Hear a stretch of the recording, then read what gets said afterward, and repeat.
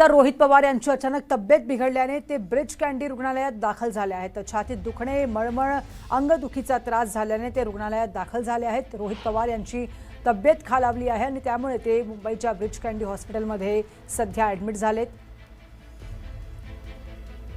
मळमळ, अंगदुखीचा त्रास त्यांना होत होता आणि त्यांना त्यामुळे रुग्णालयात दाखल करावे लागले।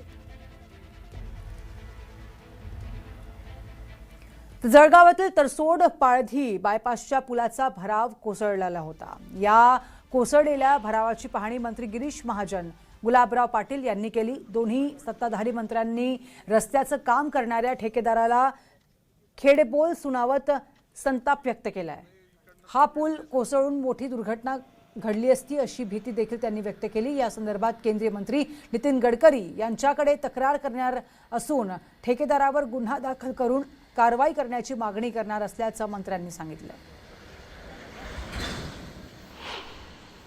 अतिशय विषय गंभीर आहे, अतिशय गंभीर विषय या ठिकाणी आहे। अशा पद्धतीने एवढ्या मोठ्या ब्रिजवर थोडाफार पाऊस पडला म्हणजे काही फारही पाऊस तर मी असं म्हणेल, पाऊस आम्ही अनेक पाडलेले आहेत। आता आम्ही कोकणातला पाऊस पडला, पालघरला पाहिलं, रायगड पण छोटासुद्धा पूल 2-5 कोटीचा धसलेला नाही।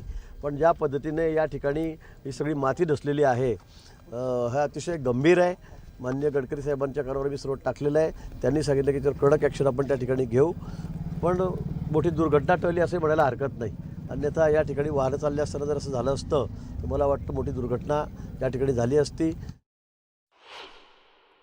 या कॉन्ट्रॅक्टरने हे काम सबलेट केलं आणि सबलेट केल्यानंतर आज बघताय की परिस्थिती काय आहे। त्यांना राज्याच्या कोणत्याही नेत्यांनी किंवा पदाधिकाऱ्यांनी तक्रार केली त्याचं त्यांनी NC घेतलेलं नाही, कोणाचं ऐकलं नाही। आसोद्याच्या शेतकऱ्यांनी तक्रार केली त्यांचं ऐकलं नाही, जनरल लोकांनी तक्रार केली त्यांचं ऐकलं नाही, खासदारांनी तक्रार केली त्यांचं ऐकलं नाही, जिल्हा नियोजन समितीमध्ये वेळोवेळी तक्रार झाली त्यांचं ऐकलं नाही। हा मगरूरपणा आहे आणि देवाची कृपा आहे की रेल्वेच्या बाजूला हे धसलं नाही, नाहीतर आज फार मोठी हानी झाली असती।